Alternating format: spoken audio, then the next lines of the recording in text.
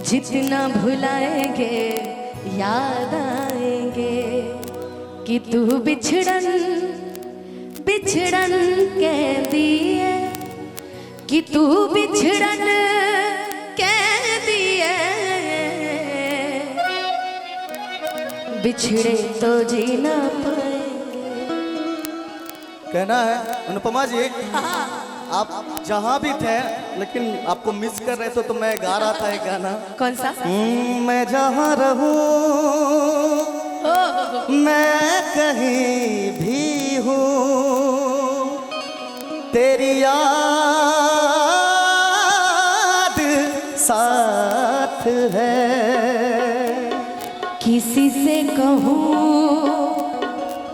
के नहीं कहूँ ये जो दिल की बात है। और बड़ी प्यारी सी सॉन्ग है कि जो आप गाए थे ना, हम सुने थे यूट्यूब पे।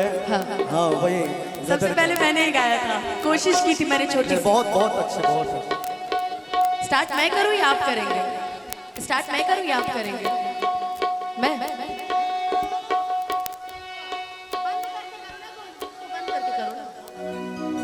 यहाँ थोड़ा सा लाइन आप हाई नोट वाला ले लीजिएगा नीचे का।